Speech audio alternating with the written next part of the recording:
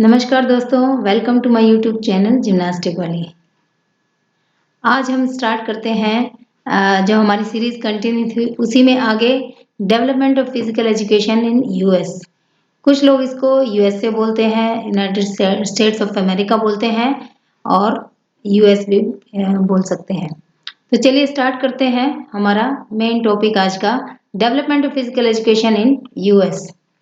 सबसे पहले games like running, jumping, wrestling, boxing, horse racing, cricket and football under developed form, यानी कि पूरी तरह से इसका मतलब जो है स्टैंडर्डाइज फॉर्म डेवलप ना हुई हो, वो form were introduced in America by British, यानी ब्रिटिशर्स ने अमेरिका में ये सब गेम्स को इंट्रोड्यूस किया था। Another game developed was baseball. Dutch introduced balls, handball and golf. New educational theories given by Pestalozzi, Herbert Spencer, Stanley Hall had a great impact on American system of education. Stanley Hall cultural era, यानी कि सांस्कृतिक जो युग था उस समय के है।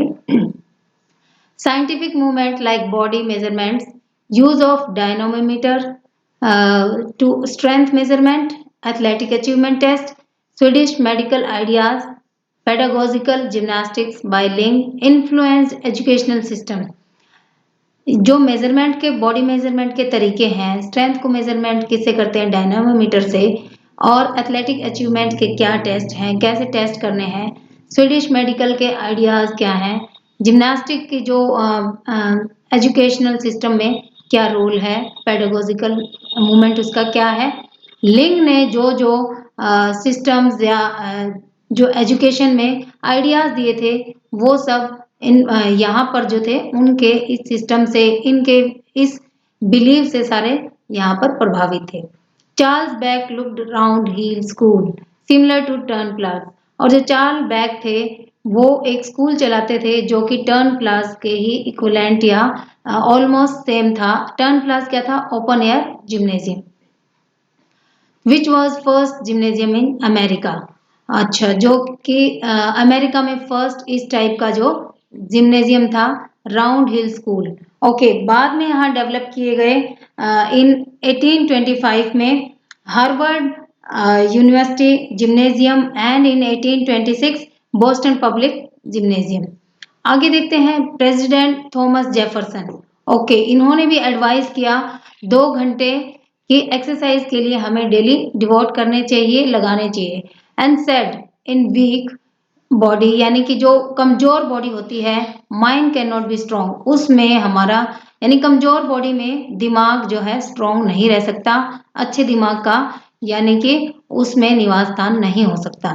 जैसा कि एक पहले भी हमने पढ़ा है, sound mind in a sound body, same way इनका भी मानना था और इनका कहना था कि हमें 2 घंटे एक्सरसाइज में जरूर लगाने चाहिए। First time girls were also allowed to learn physical education, और यहाँ पर एक मेन बात ये थी कि गर्ल्स को भी फोकस किया गया फिजिकल एजुकेशन पढ़ने के लिए, लर्न करने के लिए। और इसमें आगे है डुडले एलन सार्जेंट। देखिए 3 जो मेजर भूमिका निभाई थी वो है एडवर्ड हिचकॉक, ठीक है, यहाँ मैंने ऊपर लिखा हुआ है विलियम एंडरसन एंड सार्जेंट। तो इन्होंने बहुत ज्यादा भूमिका निभाई थी फिजिकल एजुकेशन को आगे बढ़ाने में। अब सबसे पहले हैं Edward Hitson and Hitchcock and William Anderson focused on physical education to develop its professional organisation. इन्होंने जो मेन भूमिका निभाई थी वो था प्रोफेशनल सिस्टम को आगे बढ़ाने में, फिजिकल एजुकेशन के प्रोफेशनल रूप को आगे बढ़ाया था इन्होंने। Were contributed lot but Sargent played major role, लेकिन इन तीनों में जो डुडले एलन सार्जेंट है उनका और ज्यादा रोल था। Sargent added scientific research to fitness and developed organized instructor teaching methodology.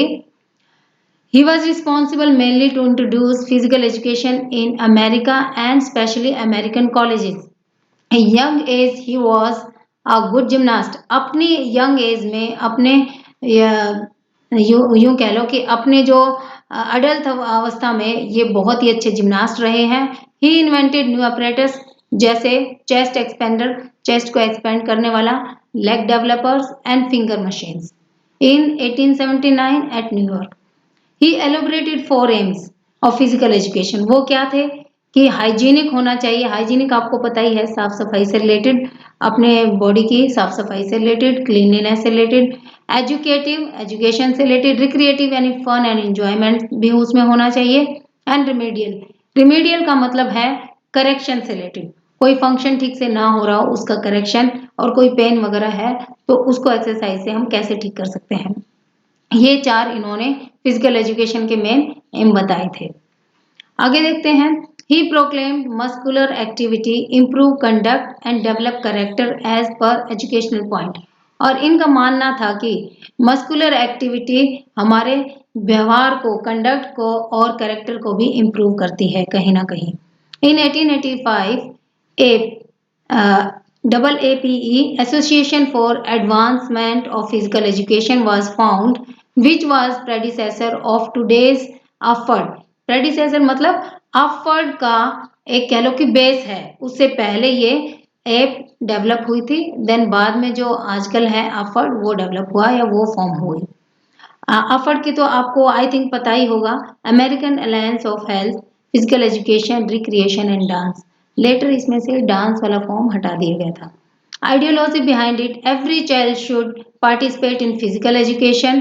Three major sports emerge during this period. कौन कौन से थे वो? तीन जो मुख्य स्पोर्ट्स इस दौरान उभर कर आए वो थे बास्केटबॉल, जिनको इंट्रोड्यूस किया या इन्वेंट किया डॉक्टर जेम्स ने स्मिथ ने.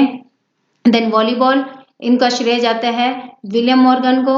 And third one is baseball, जिनका पूरा श्रेय जाता है A. को. तो इन तीनों ने बहुत ही अहम भूमिका भी यहाँ पर निभाई थी, ये तीन स्पोर्ट्स को डेवलप करने में, खोजने में, इन्वेंट करने में. और इनके बारे में अगर आप बास्केटबॉल के बारे में पढ़ेंगे तो इनका पूरी हिस्टोरिकल बैकग्राउंड आपको मिल जाएगा कि कब इन्होंने डेवलप किया और क्या क्या एसोसिएशंस बनाई. Development in 20th century. आगे यूएस में 20वीं सदी में क्या हुआ वो डिस्कस करते हैं. Perhaps the most fit American president Theodore Roosevelt identified the value of exercise. अच्छा, ये जो प्रेसिडेंट थे काफी फिट थे और इनको अभी तक का सबसे फिट माना जाता है. इन्होंने भी एक्सरसाइज की जो वैल्यू थी उसको समझा. President John F Kennedy added the development to president's council on physical fitness. और जो जॉन एफ कैनेडी प्रेसिडेंट थे उन्होंने भी काफी कुछ ऐड किया फिजिकल फिटनेस में. Doctor Ken H Cooper, widely known as the father of the modern fitness movement. और जो कूपर साहब थे इनको father of modern fitness movement in US जाना जाने लगा. He believe that exercise do not treat disease but prevent too. और उनका कहना था, उनका मानना था कि एक्सरसाइज ना केवल डिजीज को ट्रीट करती है, ठीक करती है, बल्कि उसको प्रिवेंट भी करती है. यानी कि प्रिवेंटिव एस्पेक्ट्स पे इनका ज्यादा फोकस था. Later, Board of Education developed a new program of physical education, model course of physical training, which included physiology, activities for different age groups, play and recreational activities, etc. School board responsible for provision of holiday camps, playing fields and building swimming pools for children.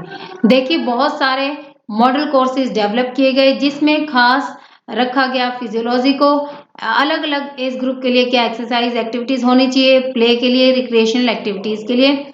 और school पूरी तरह से responsible यानी जिम्मेदार माना गया holiday camps को arrange करने के लिए, प्लेइंग फील्ड्स के लिए और बच्चों के लिए स्विमिंग पूल बनाने के लिए. In 1933, new syllabus introduce into two sections. New syllabus को भी बताया गया. पहले पार्ट में रखा गया प्रोग्राम जो है 5 से 11 साल तक के बच्चों के लिए, और दूसरे पार्ट में रखा गया 11 से 14 साल तक के बच्चों के लिए खास प्रोग्राम या एक्टिविटीज. और बाद में गेम्स और एक्टिविटीज को भी अच्छे से डेवलप किया गया. ये सारा हम डिस्कस कर रहे हैं यूएस के बारे में. Like rugby and netball, dance, movement to music यानी कि म्यूजिक के साथ मूवमेंट करना, एक्सरसाइज करना, एंड स्विमिंग वगैरह को भी डेवलप किया गया. The national physical education curriculum in 1991 was formed.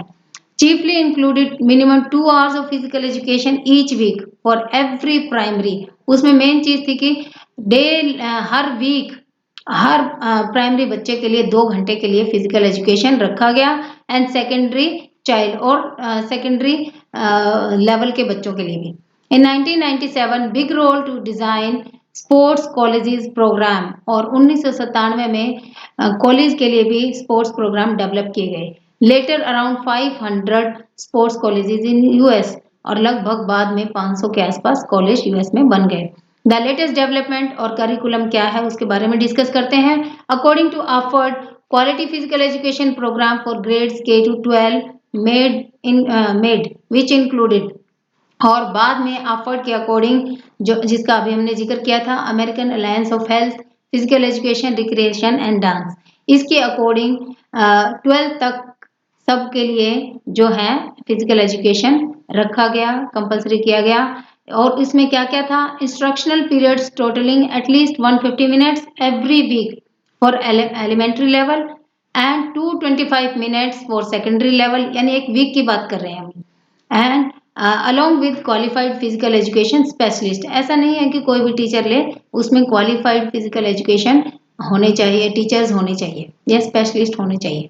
Adequate equipments and facilities भी होने चाहिए। ये नहीं है कि नाम नाम के लिए ये एक्टिविटीज लगवा दी, इनके पीरियड लगवा दिए गए, लेकिन उसके लिए ना तो क्वालिफाइड टीचर है, स्टाफ है, और ना ही इक्विपमेंट्स है, ना फैसिलिटीज है, जस्ट ग्राउंड पे छोड़ दिया और कुछ भी खेलो, ऐसा नहीं है। ये सारी चीजें भी होनी चाहिए। Elementary curriculum must comprised enjoyable activities, और जो करिकुलम है खास तौर से एलिमेंट्री लेवल के बच्चों के लिए, उसमें एक्टिविटी ऐसी हो जिससे उनका एंजॉयमेंट हो सके, यानी कि बोरिंग एक्टिविटीज उसमें नहीं होनी चाहिए। Middle school curriculum must contain variety of team and individual sports, और मिडिल लेवल के बच्चों के लिए जो है टीम गेम से रिलेटेड एक्टिविटीज होनी चाहिए और इंडिविजुअल स्पोर्ट्स से रिलेटेड भी होनी चाहिए। In US school physical education programme focused on health, fitness and wellbeing, ये 3 चीजों पर मेनली फोकस किया जाना चाहिए, हेल्थ, फिटनेस एंड वेलबींग पर। इन 1993 national reports had focused on terrible physical condition of Americans, और बाद में क्या किया गया, later US appeared as excellent in research, education, recreation, sports, physical education et cetera. देखिए उस समय थोड़ा सा क्या था कि जब रिपोर्ट आई तो पता चला कि यहाँ पर बहुत सारे डायबिटिक पेशेंट्स हैं, फैटी पेशेंट्स हैं, ओबेसिटी के शिकार हैं, ये सब। लेकिन बाद में जो फिजिकल एजुकेशन स्कूल्स में कंपलसरी किया गया, एक्टिविटीज कंपलसरी की गई, धीरे धीरे वो उसका इतना अच्छा रिजल्ट आया कि अब आज के उसमें युग में अमेरिका का कोई भी मुकाबला नहीं है, खास तौर से रिसर्च में, एजुकेशन में, रिक्रिएशन में, स्पोर्ट्स में एंड फिजिकल एजुकेशन में। बट एक बात मैं यहाँ कहना चाहूंगी फ्रेंड्स, आपको पता ही है कोरोना महामारी का दौर चल रहा है, लेकिन आज भी सारी दुनिया हमारे हिंदुस्तान का लोहा मानती है, और अमेरिका जैसा सशक्त आप कहिए कंट्री भी, जिसका इतना बोलबाला है हर फील्ड में, वो भी हमारे आगे हाथ जोड़ता है और मेडिसिन की डिमांड करता है। ये आपको पता ही होगा, आजकल न्यूज़ में चल रहा है। तो फ्रेंड्स यहाँ पर मैं थोड़ा सा एक और रिक्वेस्ट करूंगी, घर पर रहिए, क्योंकि अब मैंने कोरोना का जिक्र कर दिया है तो ये भी रिक्वेस्ट बनता ही है कि स्टे होम, वीडियो देखते रहिए और कमेंट्स जरूर करिए। आपके कमेंट्स का मुझे बेसब्री से इंतजार रहता है। Thanks for watching. अगली जो हमारी सीरीज होगी वो होगी development of physical education in China. तब तक के लिए बहुत बहुत धन्यवाद। मेरा जीमेल एड्रेस तो आपको पता ही है, dropifoki@gmail.com। थैंक्स।